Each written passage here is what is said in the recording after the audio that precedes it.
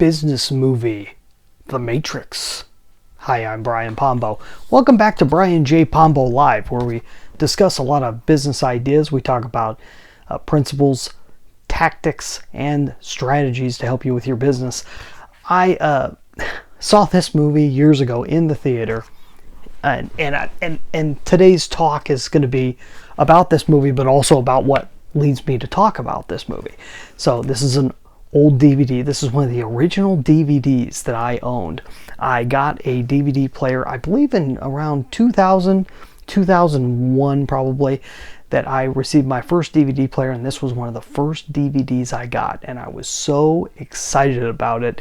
It looked so good. If you went from, back in those days, you went from VHS cassettes to DVDs. That was a huge step forward in the visuals and everything else. It's just amazing what was available, both in sight and sound, that the DVDs brought to the world. And this is my original copy. Now, this is my original copy of the case.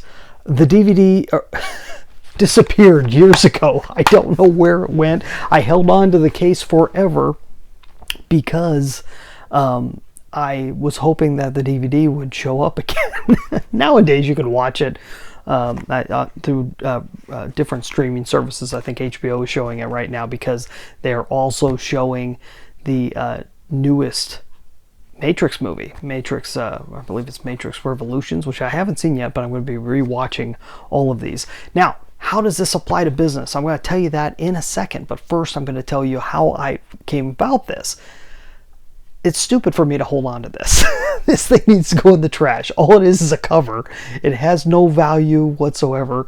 It brings nothing to my life, but it's part of an issue that I've had for a long time, which I refer to myself as a casual hoarder. And I don't really hold on to things because I need to hold on to them. I'm not an over-the-top hoarder, but I do hang on to things a lot longer than I should. And one of the ideas I came up with years ago, I knew if I could tell the story about the thing that I have, then I can get rid of it and I won't have to hold on to it anymore. It's kind of a strange deal. And I can never I can never go through the process of making videos or audios about each of these things because it just seemed like it didn't have anything to do with business or anything else. So I'm going to try to find a way for some of these items that I could tie it back into business and talk to you about it, and then I can toss it away. So this is going to be a sub-series. One of the sub-series that I have is on like business movies, business books, and so forth. So while this is part of the business book sub-series, this is also the first of a sub-series on casual hoarding. And so this is The Matrix. Let me talk about the movie to give you kind of a basis of this. If you haven't seen this movie or haven't seen it recently, it's worth watching or rewatching. For one of the things, there's a lot, if you watch it with somebody younger, you'll notice that a lot of the technology that was pretty high end at the time and kind of playing off of the growing concept of the internet is very antiquated nowadays. So that's kind of a funny thing to it. But overall, this is a mythic journey. The hero's journey from beginning to end. You could tie it directly to the story of Jesus Christ or any great hero throughout time that has a mythic nature to it. That's what you have right here. It's one of those movies you really need to watch more than once, because once you realize where it's going, you start to see, okay, if I rewatch this, I'm going to get all the clues that they're laying out throughout the entire movie. And that's one of those stories. But the hero's journey is really about all of us. It's about any of our journeys. And a person that is building a business, like you or me, they are in the place of the hero. You are in the place of the hero. And you have to realize that you're trying to achieve something. You're going somewhere. You're on a journey. There's a lot of people out there that aren't. They're just living their lives. They're just surviving. They're just trying to get their next high or what have you. That's all they're... Honestly, that's all they'll ever be. I hate to be so gloom about that, but it's the truth. There's a lot of people that they're not going to have much more to their lives than that, and that's fine. That's fine for them. For you and me, we'd have a tough time doing that. And that's why I like adventure stories like this, because it brings to the idea of destiny. It brings to the idea that you have something in front of you, that you can be more than everyone else thinks you're capable of being. And there's all these lines and everything else placed in this to show that. It also brings up the idea, are you destined beyond even your own control? Would you have eaten the cookie if I, otherwise, are you actually making a choice? Are you choosing between the red pill and the blue pill, or is it something that's beyond you?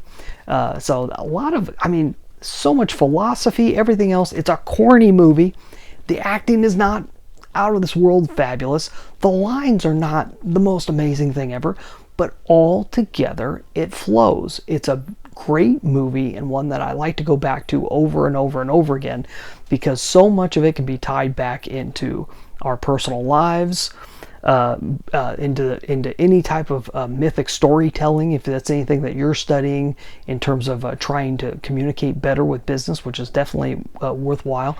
And also politics. Just world politics and everything. It's all in this movie. But when you're talking about control versus freedom, all those type of things, this movie's got it all. So the original Matrix, definitely one I would recommend beyond all the others. I don't care what the new one is like. I've heard from some people it's great, and that's fine. It'll never beat the original. The original Matrix. I saw this. I mentioned I saw this in the theater, and did not. It didn't quite grasp me. I didn't quite get it. It was like, okay, it's just. It reminded me of one that Keanu Reeves had already done called Johnny Mnemonic, and it reminded me of that one. But it wasn't something that I grasped right away. And then a few years later, somebody had mentioned its ties to the real world, and I'm like, oh, I missed all that. Normally I'm on top of symbolism and all this stuff that literature and movies can provide, but this is one that kind of got past me the first time. After I saw it a second time, I was hooked, and I've seen it about 1,000,000 times. I got the darn thing memorized, so holding on to this is useless. So, going to be dumping that cover. Just wanted to get it on film, and there's a lot of great stuff out there. We'll talk more about it as time goes on. I'm sorry I'm in my junky t-shirt today and everything. We're just taking it easy tonight.